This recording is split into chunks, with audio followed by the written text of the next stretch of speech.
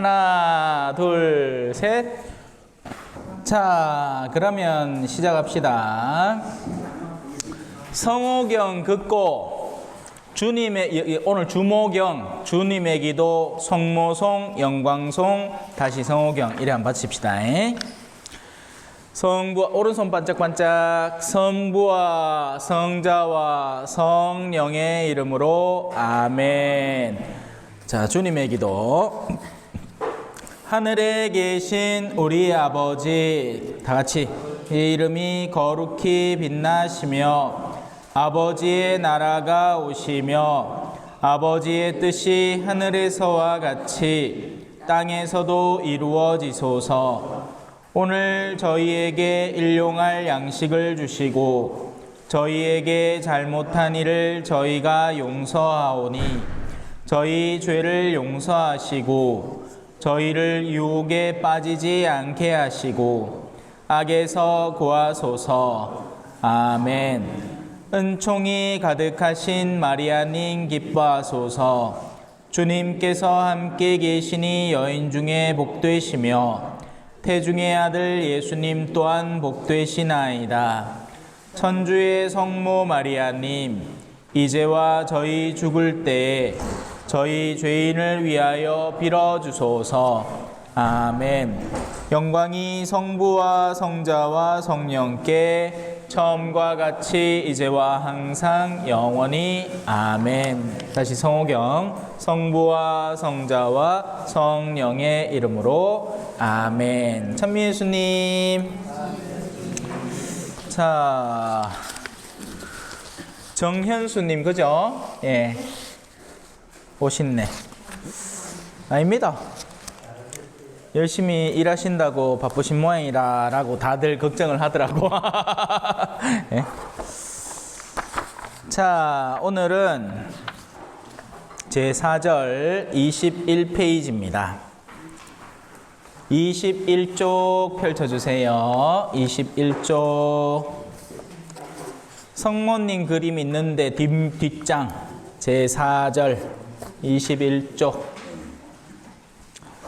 자, 제목을 천천히 한번 같이 읽어보겠습니다. 시작해요. 예수 그리스도께서 본시오 빌라도 통치 아래서 고난을 받으시고 십자가에 못 박혀 돌아가시고 묻히셨다. 네. 자, 사실 지난 시간에 뭐 배웠는지 기억나요? 안 나죠, 잘? 지난 시간에 뭐 배웠나 아마?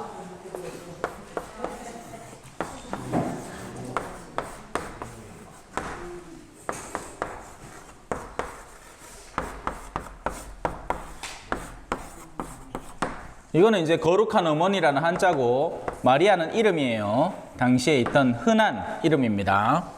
그래서 여러분들도 이 이름을 세례명으로 쓸 수 있다. 예, 추천 1위. 근데 그렇다고 전부 다 마리아 하면 이상하겠지. 그죠? 예. 근데 이렇게는 세례명 고르지 마세요. 이쁘다 해서 고르지는 마세요. 그러니까 내가 닮고 싶은 영성이라고 합니다. 뭐 카리스마라고 할 수도 있어요. 예를 들어서 지금 교황님 이름은 뭐죠? 프란치스코라고 하죠?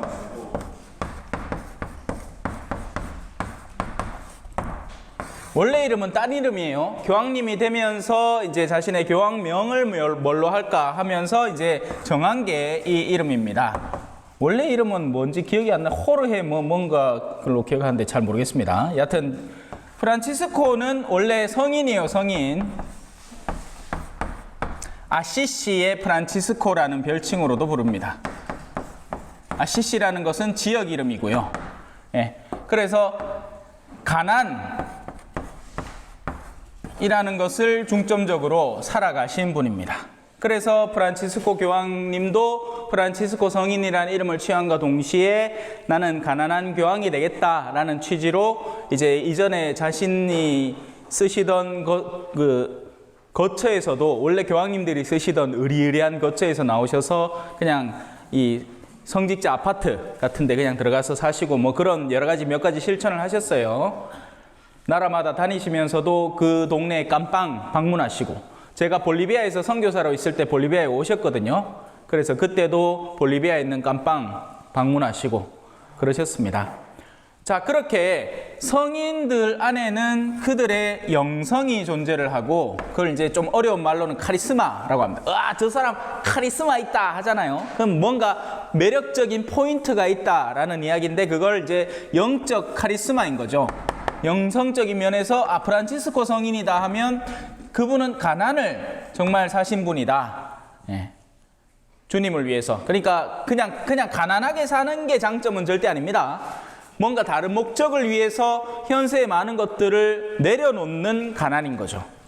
하느님을 위해서. 그래서 그게 영성이 되는 겁니다. 하느님을 위한 영적 선택. 하느님을 위해서 어떤 가치를 삼아서 살 것인가. 지난 시간에 제가 요셉 성인, 성모님의 남편, 그죠? 요셉 성인에 대해서도 말씀을 잠깐 드렸지만, 요셉 성인은 목수로 알려져 있어요. 그래서 노동자들의 수호 성인입니다. 수호 성인이라는 것은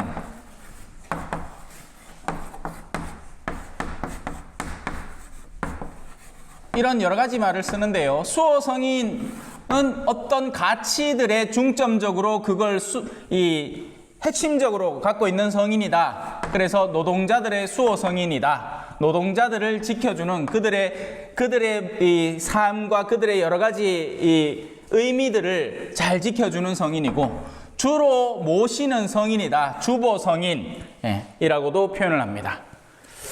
자, 우리 성당에도 주보 성인이 있는데, 성당 안에 들어왔다가 나가시면서 오른쪽에 보면 어떤 그림이 하나 딱 있으면서 밑에 형 비리버 이렇게 되어 있습니다.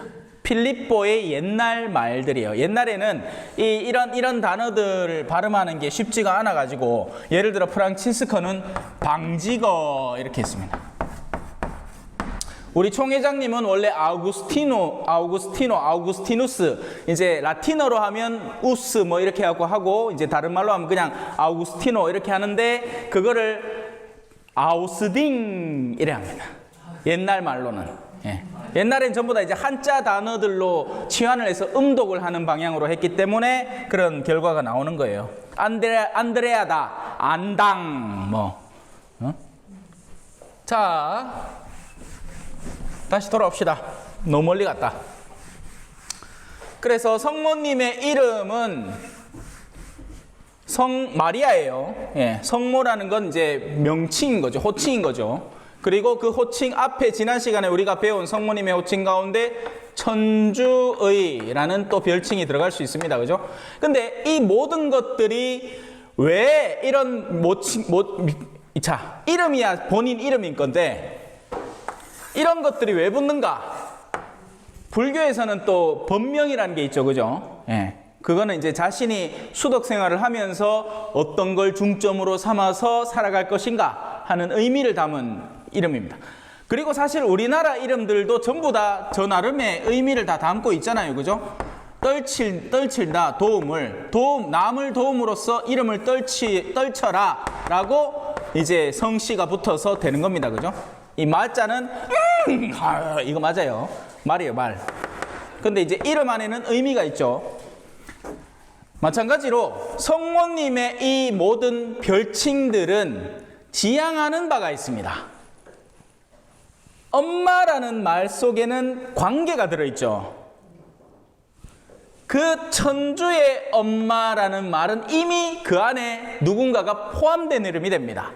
누구게 하면 제가 답변할게요. 예수님 하고 나오는 거예요. 그래서 지난 시간에는 우리가 성모 마리아를 배웠다고 생각을 하겠지만, 사실은 성모님을 배운 게 아니라 예수님의 탄생을 배운 겁니다. 이제 조금만 있으면 이제 성탄절 12월 25일이 성탄절이죠. 원래 이날은 로마 태양신 축제의 날이에요.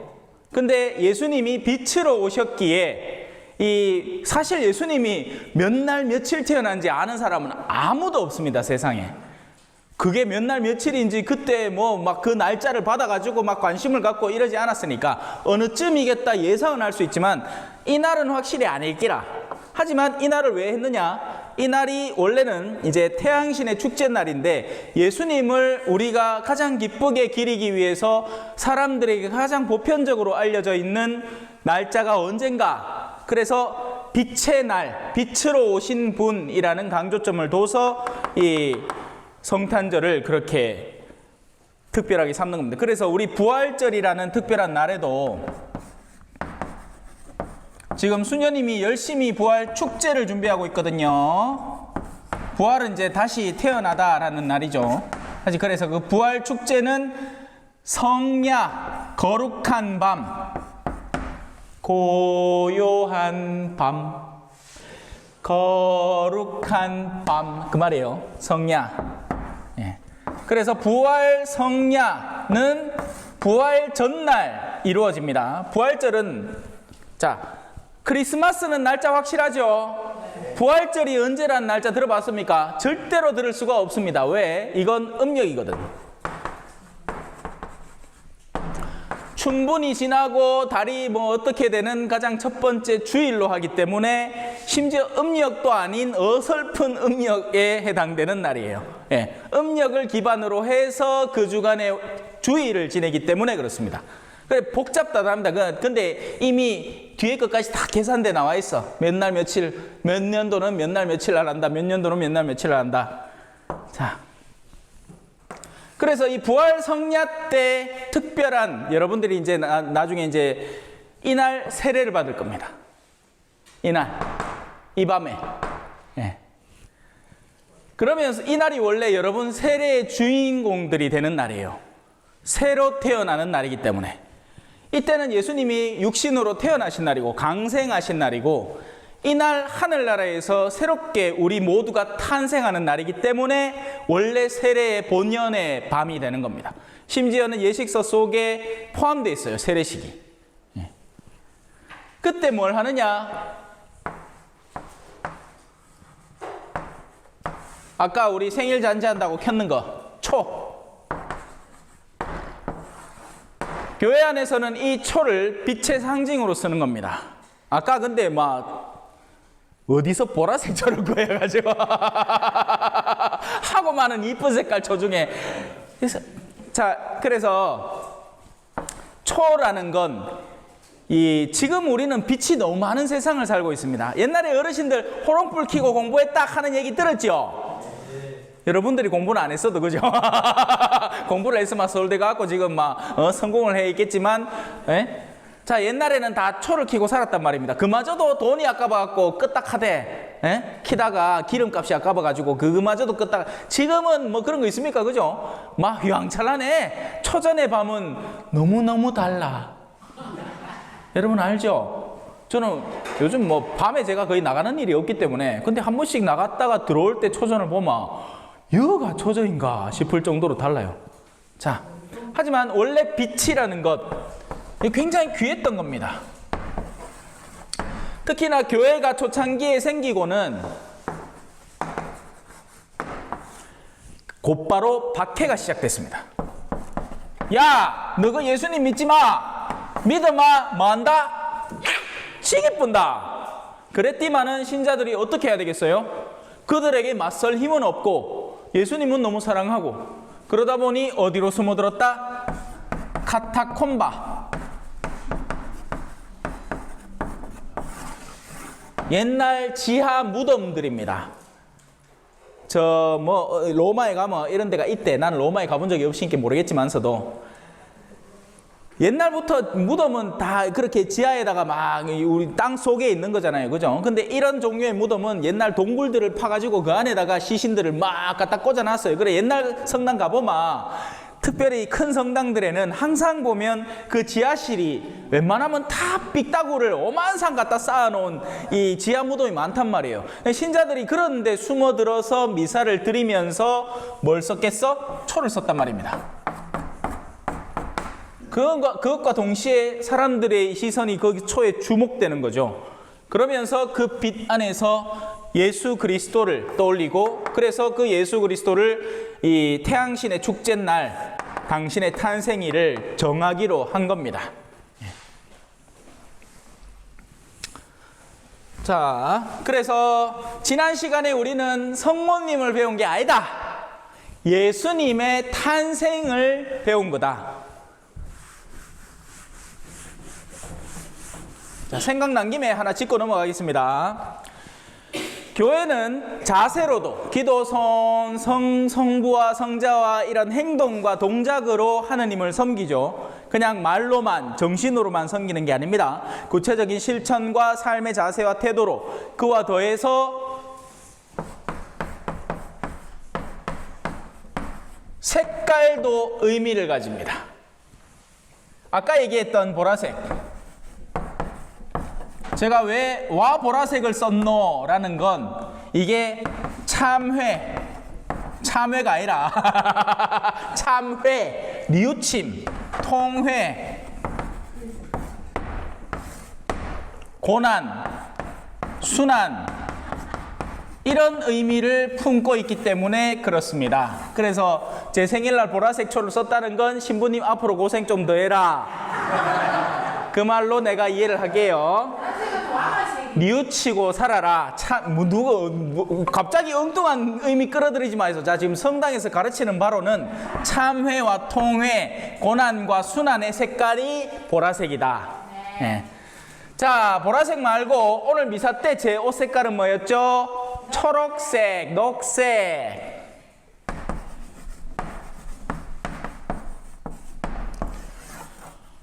오월은 푸르구나, 우리들은 잘 안다, 오늘은 어린이날로. 자, 초록색은 항상성,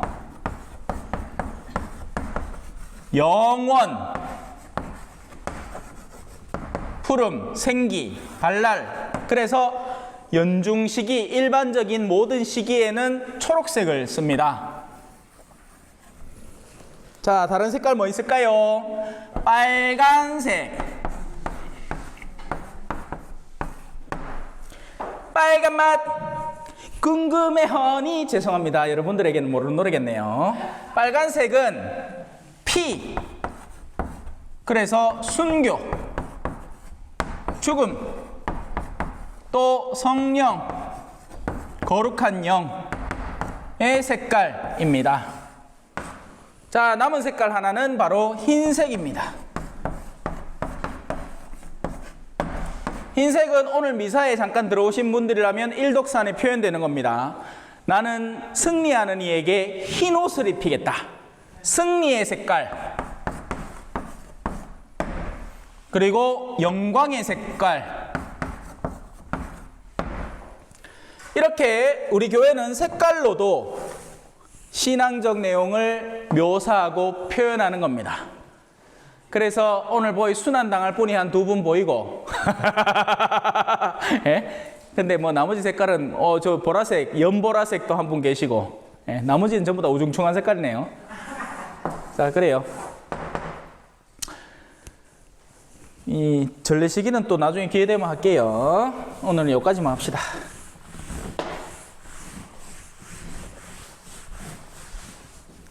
자, 그래서 지난 시간 우리는 성모 마리아라는 것을 배우면서, 사실 성모 마리아를 배운 게 아니라 예수님의 일생을 배우기 시작하는 겁니다. 이게 시작점이에요. 그래서 첫 번째는 뭐다? 탄생, 강생, 내려와서 태어나셨다. 누가? 하느님이. 예수님은 성자죠. 강생.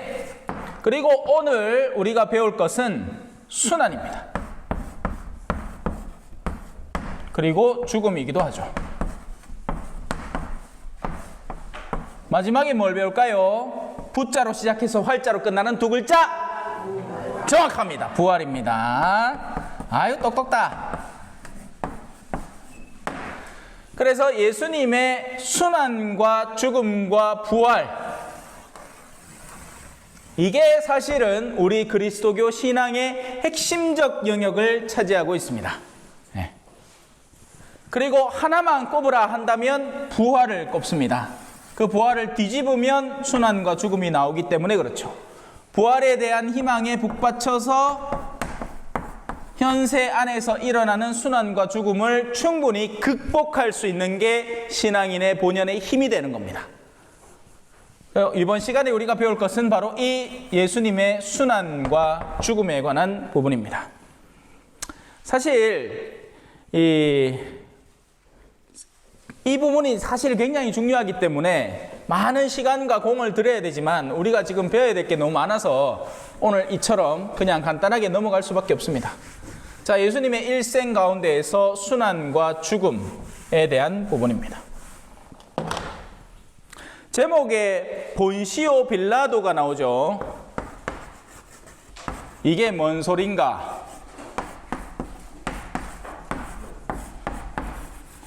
그냥 사람 이름입니다. 네.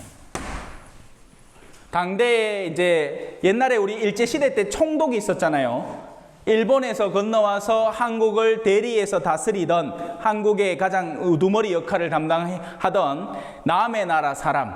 그래서 로마 사람으로서 이 유대인들에게 와서 총독 역할을 하던 사람이 본시오 빌라도였습니다. 그래서 유대인들은 이제 자기들이 누군가에 대해서 뭐 벌을 줄 수 있고 뭐 상을 줄 수 있고 이런 건 하겠지만 사형이라는 영역에 있어서는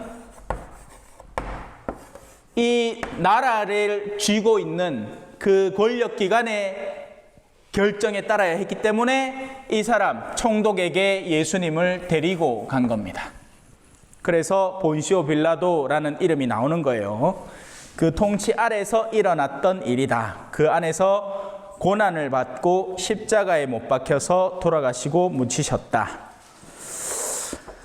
자, 사도신경의 4번째 구절은 예수님께서 우리 모두가 죄와 죽음에서 구원받도록 그분의 생명을 내어주셨다는 것을 가르쳐 줍니다.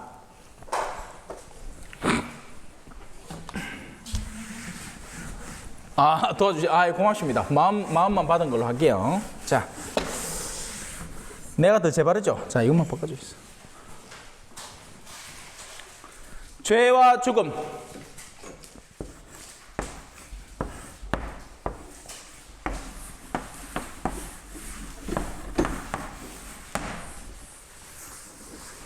고맙습니다.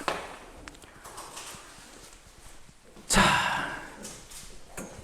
사실 우리 신앙 안에서 우리가 이 신앙으로 다가오는 근원적인 이유 가운데 하나가 되는 거죠. 죄입니다. 우리는 영혼이라는 주제를 다루면서, 그죠?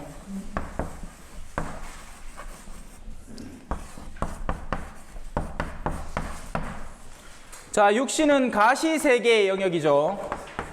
이거는 비가시 세계의 영역입니다. 그죠?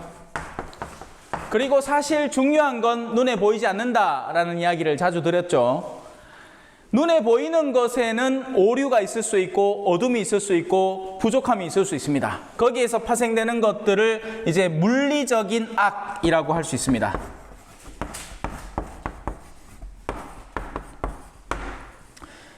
이건 분필이 부서지는 것과 같습니다. 괜찮아요. 다시 새로 딴 분필을 쥐면 되니까. 물리적인 영역에서는 부족함이 있을 수밖에 없습니다. 노화는 원래 태어날 때 완전했던 우리의 개체가 이제 부족함으로 나아가는 과정이죠. 잘 보이던 눈이 점점 흐려지고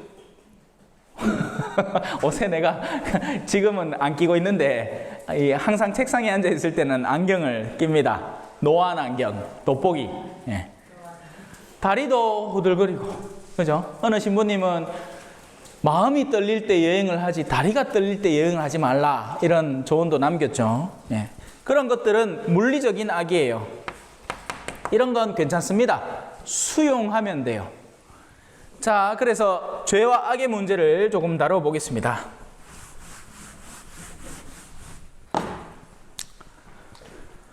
자,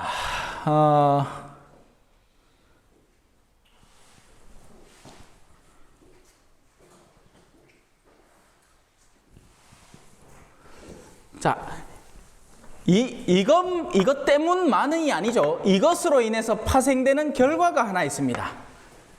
자, 이것도 사실은 어떤 결과를 내기도 합니다. 눈이 안 보이면 어떤 결과가 생기죠? 괴롭죠. 안 괴로우면 그냥 버티고 살면 돼. 그죠? 뭐 눈이 그냥 좀 흐릿한 거만 참고 살면 돼. 근데 녹내장이 온다든지 뭐 백내장이 온다든지 안 보이기 시작해. 그러면 뭐가 시작되느냐? 고통이 시작됩니다. 그죠? 우리가 사실 움직이는 이유 가운데 상당히 중요한 부분을 차지하는 거죠. 배고픔, 고통입니다. 외로움, 고통입니다. 뭐 여러 가지 것들이 고통을 형성하는 겁니다. 이 고통이라는 문제 때문에 우리는 이걸 해결하기 위해서 애를 쓰는 거죠. 사실 불교에서는 인생은 고해다, 고통의 바다다, 이렇게 표현을 하면서 사람들에게 가르침을 전합니다. 거기에서 벗어날 수 있는 방법들을 전하죠. 우리도 기본 관점 속에서 사람들의 삶 속에 고통이 함께 동반되고 있다는 것을 알고 있습니다. 하지만 이 고통은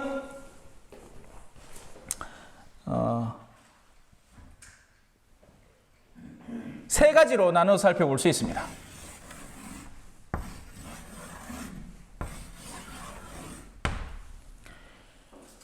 가장 흔하게는 그냥 우리 주변에서 상시적으로 일어나는 중립적인 의미의 고통입니다. 자연재해가 왔어.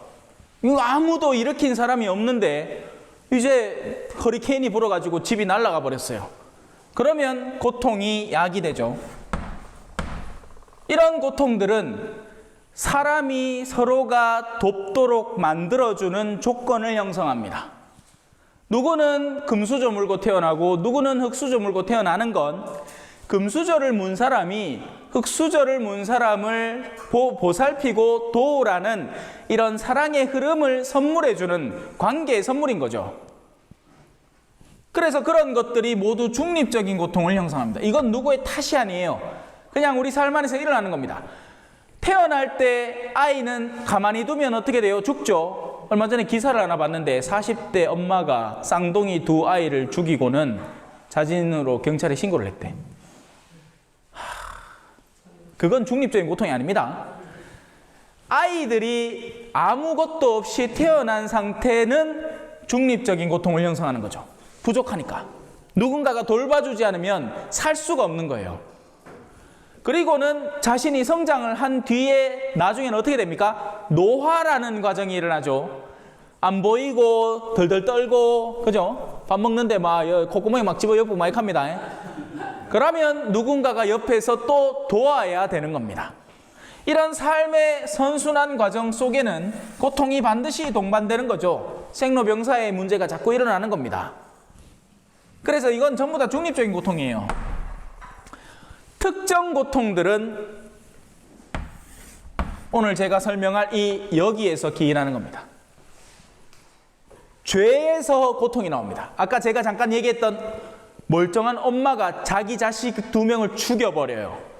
이건 그녀의 죄가 아기들에게 야기시킨 죄의 결과의 고통입니다.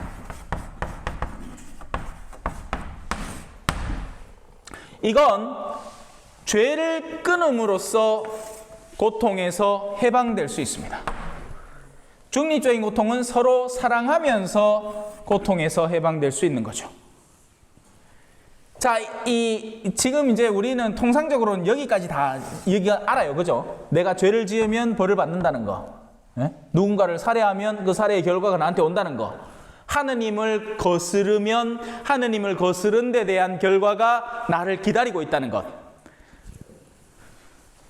그래서 여기까지는 아는데 이제 이 부분에 있어서는 무지합니다. 이건 뭐냐? 그 누구가 야기시킨 고통도 아니고 또 중립적인 의미에서 다가오는 고통도 아닌 희생하는 고통입니다. 내가 안 하려면 얼마든지 안 할 수 있어. 하지만 내가 나 자신을 내어 바침으로써 내가 일으키지 않은 영역에서 일어난 악을 메꾸고 그들을 살리는 고통이 되는 겁니다. 그래서 이 부분이 바로 오늘 우리가 배울 십자가, 순환의 고통이기도 한 거죠. 교회 노래 중에 우리 죄를 대신하여 순환하고 죽으니가 바로 그 부분인 겁니다. 다른 이들이 저질러 놓은 우리는 자유의지라는 것을 갖고 있기 때문에 이 자유의지가 항상 선으로 작용하라는 법이 없죠. 언제나 악의 기운은 경향을 갖고 있습니다. 그리고 그 악에서 죄가, 그러니까 죄로 인해서 그 악을 야기시키는 누군가가 이걸 메꿔줘야 하는 거죠. 그 역할을 하려고 예수님이라는 분이 오셨고 우리에게도 내가 그 길을 먼저 가니 너희도 그렇게 살아야 한단다 라고 가르치는 거예요. 그래서 신자가 되겠다는 것은 그냥 교회 인프라를 쓰겠다, 교회에 이미 놓여있는 뭘 쓰겠다는 게 아니라 바로 이 결심에 동참하겠습니까? 라는 질문이 같이 던져지는 것이기도 합니다. 여러분들이 저지레 하지 않은 일에 여러분들이 애를 써서 그걸 같이 메꾸는 삶을 살아보겠습니까? 라는 질문인 겁니다. 당연히 여러분들이 스스로 야기시키는 죄에서 멈추겠습니까? 라는 건 당연한 거고요. 예.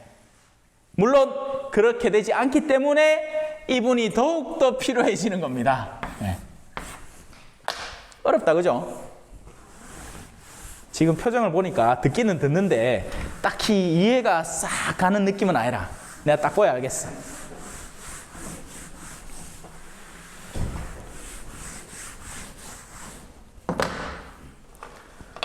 자, 우리가 인생을 살면서 어떤 때는 이제 오류를 저지를 거 아닙니까? 어떤 때는 공로를 쌓겠죠. 이런 것들이 마이너스 1이고 여기가 플러스 1이면 수학 계산에서 그죠? 마이너스 1 더하기 1은 0이 되죠? 0에 수렴합니다. 그죠? 근데 절대로 이렇게 될 수가 없습니다. 우리가 저지르는 오류들은 때로는 수도 없이 많고 어떤 것은 너무 깊기 때문에 죄에는 종류가 있는데요. 짝달막한 죄가 있습니다. 소죄. 그리고 대죄가 있죠. 이 결과는 죽음입니다. 소죄는 오류예요. 오류. 이거를 짓는다고 해서 죽음에 이르지는 않습니다. 그리고 여기서 말하는 죽음이라는 건 목숨을 잃는 게 아닙니다. 영혼을 상실하는 거죠. 영혼은 대죄로 인해서 죽음의 상태에 이르는 겁니다. 사람들 중에 보면 굉한 사람이 있습니다. 이 사람들은 다른 욕구를 충족시킬 만한 건덕지가 없기 때문에 더욱더 쾌락에 탐닉해 들어갑니다. 사람은 한번 낮은 곳으로 들어가면 너무나 쉽게 더 낮은 곳을 향유하게 됩니다.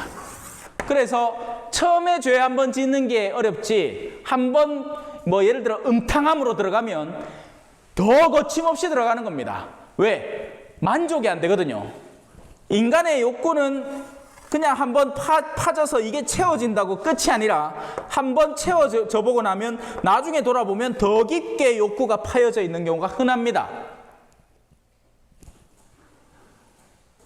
그래서 이런 사람들, 영혼이 죽어 있는 사람들은 그냥 영혼이 죽었다고 해서 몸도 같이 죽는 게 아니라 몸이 활발히 움직이고 있는데 영혼이 저 바닥에서 설설 기고 있는 겁니다.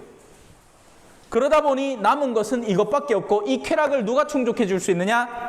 머니 해도 돈이. 그래서 이것 말고는 다른 인생의 목적이 딱히 없는 겁니다. 야, 이분이 많으셔야 내 쾌락이 더욱더 잘 충족되고 더 기쁜 삶을 향유할 수 있으니, 나에게 있어서는 더 다른 욕구 같은 건 딱히 보이지도 않고 회생 가능성도 없어 보이니 계속해서 나락을 가는 거죠. 굉장히 위험한 상태입니다. 그래서 우리 삶은 마이너스가 어마어마한 겁니다. 마이너스 1조쯤 돼. 근데 가끔씩 사람이 착할 때도 있어요. 예? 소가 뒷걸음치다가 깨구리 바른다고. 예? 가끔씩 착할 때도 있어. 가끔씩 길에 당기는 사람 보고 그림 보고 한 100원쯤 줄 때 있어. 찔끔. 그때 그거 착한 일 맞아. 하지만 그런 착함이 나의 그런 어둠의 성향 자체, 어둠을 향해서 나아가고 있는 길 자체를 온전히 회복시켜주지는 못하는 거죠. 그래서 예수님이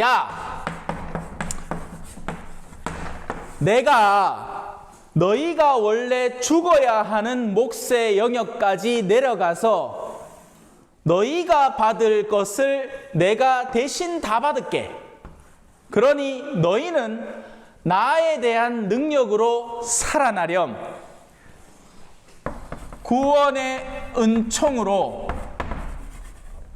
내가 죽을게. 나 하느님인데 사람으로 내려와서 사람 사이에서도 가장 극악무도한 범죄라고 알려져 있는 십자가에 못 박혀서 죽을 테니까, 내가 죽을 테니까 네가 살아. 맞다 하잖아요. 봐.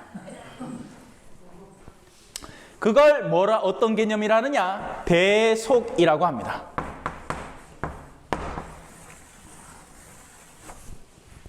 그래서 옛날에는 제사를 어떻게 드렸느냐? 이런 거 하나 끌고 와. 야, 뭐라?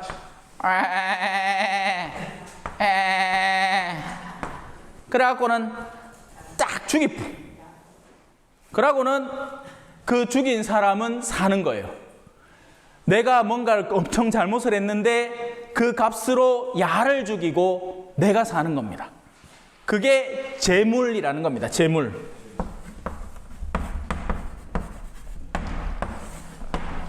하지만 예전에는 그래서 피를 엄청 흘려댔어요. 아직도 이스라엘에 가면 매 이 안식일일 때마다 이 아들을 엄청 잡아 매주는 그렇게 하지 않겠지만 1년에 한 번씩 이 이스라엘 전체 땅에서 이 아들 죽는 소리가 막 넘쳐들 때가 있습니다.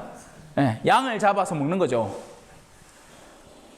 하지만 그걸 대신하려고 예수님이 오신 거예요. 그래서 예수님을 다른 이름으로 아뉴스 데이,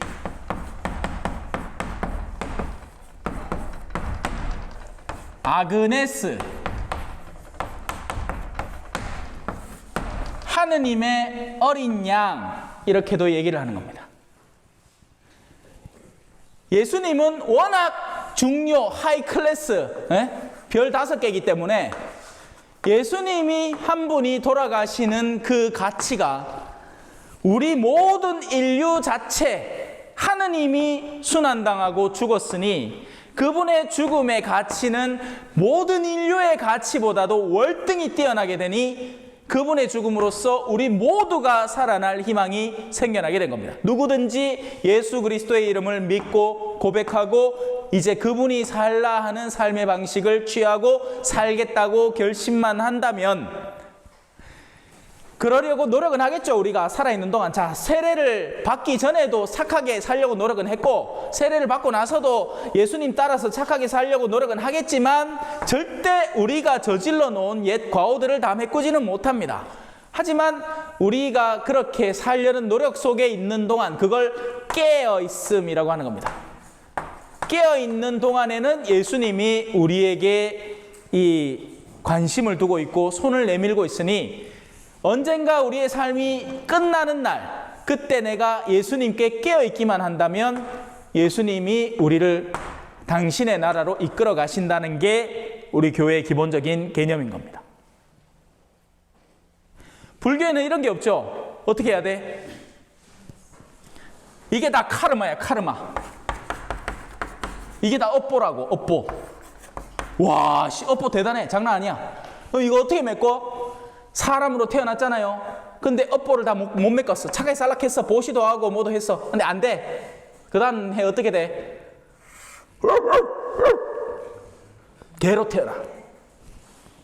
개로 태어나갖고 또 주인 말 잘 들으면서 착하게 살려 노력했어. 안 돼. 그 다음 어떻게 돼? 벌거지로 태어나. 뱀도 동물이라요. 동물 밑에는 곤충. 그 다음에 그런 시인 거예요. 그러다가 이제 좀 잘 돼. 사람으로 태어나서 잘 됐어. 그럼 그 다음 생에는 스님으로 태어난대. 스님으로 태어나갖고 또 막 고수업 치고 골프 치고 막 해외 원정 골프 가고 이러면 또 벌거지 되는 기라. 이걸 언제까지 해야 돼? 영겁의 시간 동안 한다. 그래서 윤회사상이 탄생된 겁니다. 근데 이건 그 누구도 측정할 수 없는 일이에요. 우리 그리스도교에서는 인생 한 방입니다. 지금 여러분이 살고 있는 삶밖에 없어요. 지금 우리가 이 현세에서 사는 동안에 영원이라는 영역을 향해서 나아갈 수 있는 기틀을 마련을 해야 되고, 그건 은총으로 이루어진다는 겁니다. 어렵지만 그냥 한번 들어놓으시면 됩니다. 어차피 들어도 까먹을 거, 그죠? 예. 그냥 예수님 이름만 내가 들어본 적이 있다. 예수님이 뭐 했다? 순환당하시고 죽으시더라. 왜? 누구 때문에? 우리 때문에. 우리 죄를 대신하여 순환하고 죽으니. 그래서 죄와 죽음을 없애시려고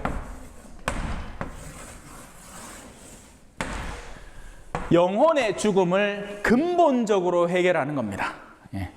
그래서 구원된 상태라는 건 착한 일을, 우리는 이제 심판이라는 걸 이렇게 생각하죠. 두루마리 이렇게 딱 해가지고 요셉의 삶, 죄, 선 쫙 해가지고 1번 어릴 때 깨구리 주겠다. 깨구리 살인, 살 깨구리. 예? 2번 주유미사 꼬박꼬박 나왔다. 이래가 2, 3, 4 이래갖고 개수 따지갖고 여 4개, 여 5개 하면 플러스 1, 니는 천당. 아닙니다. 아니에요. 그렇게 하는 게 아니에요. 우리의 구원의 여정은 이거에 가깝습니다. 얼마나 친하냐라는 문제인 거죠. 적어도 여기 계신 예비자 여러분들은 저하고 훨씬 더 친근감이 있을 걸, 웬만한 주일미사에 그냥 끼쩍 왔다가 끼쩍 도망가는 신앙인보다는 훨씬 더 친근감이 있을 겁니다. 맞겠죠? 제가 여러분의 집 지나가다가 아이고 내 물 한 잔만 주실랍니까? 하면 아이고 신부님이요 웬일이십니까? 하고 물 기꺼이 주겠죠, 그죠? 하지만 예를 들어 몸된 신자가 하나 있다. 내가 길 가다가 물 한 잔만 나서 내 신부님 별로 안 잘하겠니 모르는겨 하면서 어떻게 너 쫓아낼 수도 있잖아요, 그죠? 물론 그런 사람 없겠지만서도 하느님과 친교의 상태를 유지해 두는 것이 구원의 발판이 되는 겁니다. 행위, 내가 미사를 몇 번 나왔고 몇 번을 빠졌나를 더하기 빼기 계산하는 게 아니라, 그렇게는 절대로 구원에 다가서는 게 아닙니다. 하느님을 사랑해. 자, 하느님을 나 엄청 사랑해. 완전 사랑에 빠졌어. 그러면 틈만 나면 그분을 보고 싶어 하겠죠? 그게 원래 사랑입니다. 맞죠? 원래 사랑하면 보고 잡아 안달나. 왜 손이나 한번 잡아볼까 싶어가지고 마음이 콩닥콩닥 한다 가있긴 해. 하느님과 사랑에 빠지는 관계를 의미합니다. 자, 사랑에 빠지면 자연스럽게 사랑의 행동들이 나오는 거죠. 하지만 재밌는 게 있습니다. 부부 사이에 사랑이 식었어. 그래도 남들 볼 때는 사랑하는 신용을 하는 사람들도 있습니다. 연예인들 보면 그래. 사랑 안 해. 근데 쇼윈도 부부라고 하죠. 사랑하는 척을 해야 수입이 들어온단 말입니다. 인꼬 부부로 소문이 나 있고 그걸로 해갖고 여러 가지 막 상품들을 팔아 제끼는데, 이거 이미지 잘못 날아가면 그 억대 배상금을 물어야 되니까 사랑하는 척하고 사는 거예요. 하느님에게도 마찬가지 일이 벌어질 수 있습니다. 하느님 사랑 안 해. 하지만 미사는 나올 수 있는 겁니다. 그렇게 살면 안 된다. 여기까지 이해했죠? 네. 자, 우리 모두가 죄와 죽음에서 구원받도록 그분의 생명을 내어주셨다. 이제 이해가 되십니까? 조금은. 예? 대속 개념, 대신해서 속죄한다. 예수님이 다 속죄해 주셨단 말이에요. 우리는 그 예수님하고 친하게만 지내면 돼. 예? 자, 예수님께서는 생애 동안 무엇을 하셨나요? 예수님께서는 지혜로운 가르침과 기적으로 선을 실천하시면서 살아가셨습니다. 그분은 우리가 하느님의 나라에 들어가도록 그 나라를 선포하시고 우리를 초대하셨습니다. 또한 무엇보다도 먼저 하느님을 사랑하고 하느님께서 우리를 사랑하시듯이 우리도 서로 사랑해야 한다는 것을 가르치셨습니다. 하지만 순서가 늘 있습니다. 하느님 사랑이 첫 번째 계명입니다. 감사합니다. 자, 계명에는 순서가 있는데요.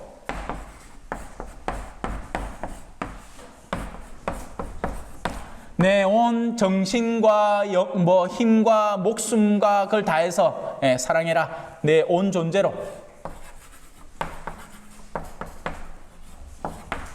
그리고 이웃 사랑이 있습니다.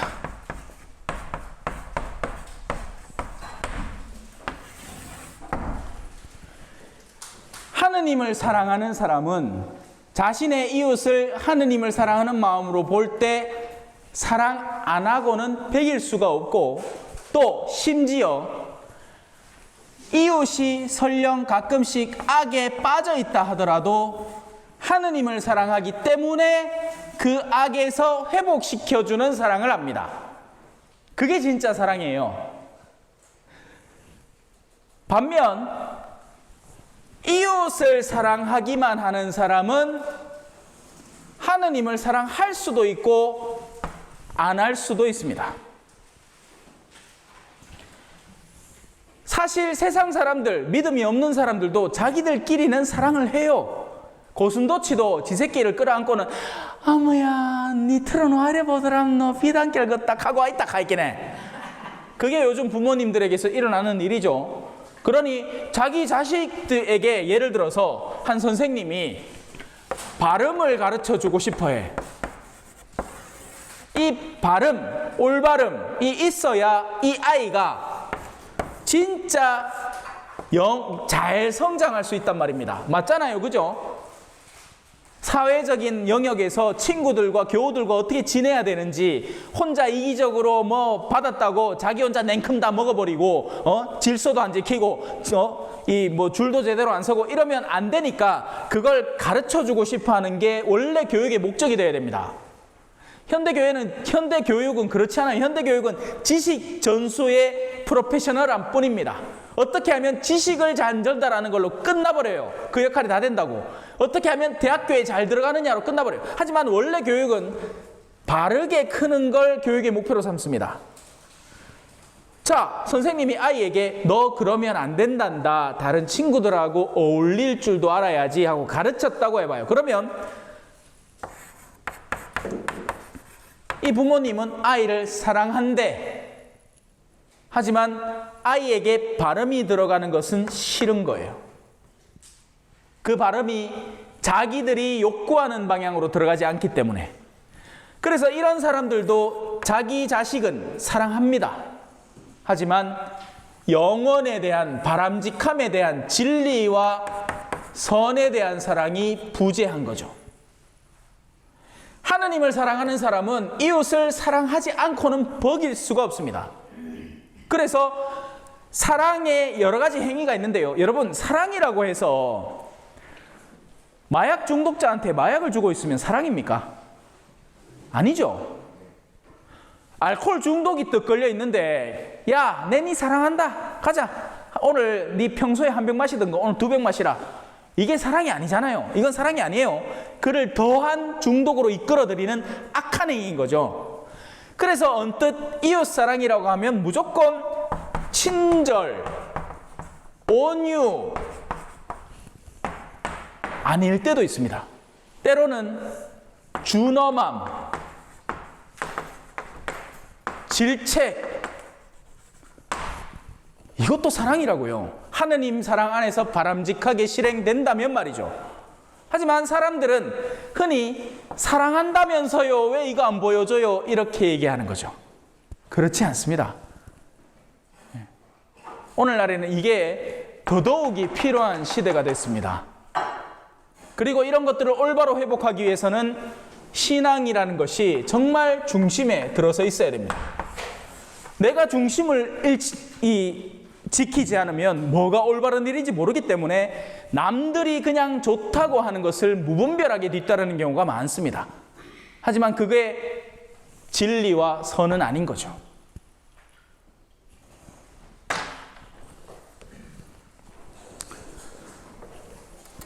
자, 그래서 그분은 하느님을 먼저 사랑하고 이웃도 사랑해야 된다. 예수님께서 선한 일을 하셨다면, 자, 여기에서 바로 그게 나오는 겁니다. 예수님이 선한 일을 했는데 왜 사형 선고를 받았나?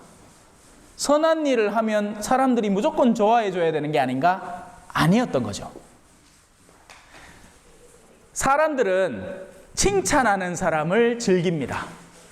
잘한다, 잘한다. 근데 칭찬을 물론 할 때도 있지만 바른 것을 세우려는 사람에 대해서는 두 가지로 반응이 나뉩니다. 하나, 고맙습니다. 제가 모르고 있었습니다. 이제부터는 내가 이 가르침을 올바로 받아들여서 올바로 살아가겠습니다. 몇 퍼센트나 될까요? 많아봐야 5%입니다. 제가 지금까지 겪어온 바로는 그래요. 그럼 나머지 95%는 어떻게 반응할까요? 지가 뭔데 내한테 가노? 지는 잘하나? 지는 얼마나 잘나가지고. 요따구로 반응하는 사람이 95% 정도를 차지를 합니다. 기분 나쁘니까요. 싫은 거죠. 우리 자매님 같은 경우에는 이제 세요. 오늘 뭐 한다고 그래 해놨습니까? 가있기네 또 실 웃으면서 이제 그냥 반응을 합니다. 이제 나를 아는 기야. 신부님이 좋아는 하지만 무안해 하는구나. 근데 이게 모든 사람에게 똑같이 적용되지는 않습니다. 제 반응 하나에 따라서 극과 극을 달리는 거죠. 사람들은 칭찬만 받기를 원합니다. 하지만 그래서는 영혼들이 자라나지를 못합니다. 예수님은 선한 일을 했지만 사형 선고를 받는 건 세상에는 선한 일을 하는 사람에 대한 반응이 긍정적이지만은 않기 때문에 그렇습니다. 오히려 반대인 경우가 훨씬 더 많기 때문에 그렇습니다. 특히나 더 밝은 빛이 왔으니 어둠들이 얼마나 더 발작을 했겠느냐고요. 자, 예수님께서 하신 일과 그분의 선포는 힘 있는 자들의 이익과 충돌하게 되었습니다. 그래서 그들이 예수님의 죽음을 꾸몄습니다. 그 시대에 존재하던 종교 질서와 정치체계에 어긋난다고 부당하게 고발한 것이죠. 예수님께서는 어떻게 돌아가셨나요? 십자가에 못 박혀 돌아가시는 형을 선고받으셨습니다. 십자가형은 그 시대의 가장 잔혹하고 가장 수치스러운 형벌이었습니다. 그나마 우리가 십자고상이라고 하거든요. 십자고상.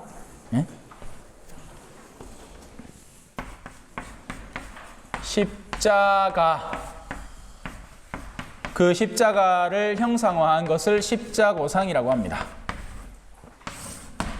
이 십자고상 보면 빤스라도 입고 있어. 근데 제 생각에는 그때 당시에 범법자들한테 속옷까지 벗겼기 때문에 나체 상태로 있습니다. 제가 항상 기억나는 건 신학교 때 제가 부제 때 이제 제대에서 이렇게 신부님들 봉사하면서 신부님들이 쓰는 성작 안에 그 예수님의 상이 새겨져 있는데 거기에는 예수님이 올루드입니다. 항상 인상적이었어요. 그 성작이. 자, 그래서 모든 수치 그리고 모든 이 잔혹함이 그 십자가 안에 내재되어 있는 거죠. 그리고 십자가의 고통은 하급 고통이 있습니다. 바로 육체의 고통이죠. 물론 육체의 고통은 극상, 우리가 받을 수 있는 고통 중에서 극상입니다. 십자가에 달려 있으면요, 몇 날 며칠을 사는 거예요. 그냥 거기에서 사람이 안 죽으면. 다만 예수님은 피를 너무 많이 쏟아 흘렸기 때문에 거기에서 얼마 못 버틴 겁니다. 그래서 그날 당일날 돌아가신 거죠. 근데 육체의 고통보다도 심한 게 있는 게 정신과 영혼의 고통. 정신의 고통은 모욕과 조롱입니다. 이 스트레스 견디는 사람도 별로 없습니다. 그래서 연예인들이 이 인기가 좋을 때는 좋다 좋다 하다가 어느 순간인가 잊혀지기 시작하면 두려움에 빠지고 정신적 스트레스에 심지어 자살까지 생각을 하는 거죠. 영혼의 고통은 하느님으로부터 버림받은 느낌.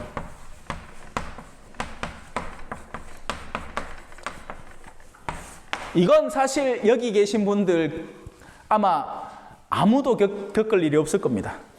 오히려 우리가 하느님을 버리면 버리지 하느님이 우리를 버린다는 감각을 쉽게 갖지는 못할 거예요. 내가 나쁜 짓을 많이 해서 버려졌겠구나 싶은 건 내 탓인 거고, 저 고통은 당신이 정말 하느님을 사랑하고 하느님의 외아들인데 하느님이 아무것도 해주지 않는 그 절망적인 상황에서 느끼는 영혼의 고통입니다.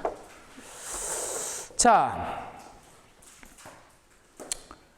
그리고 저 사실 이 그전까지 쫓아다니던 제자들도 다 도망가고 막 그랬죠. 이제 마무리할게.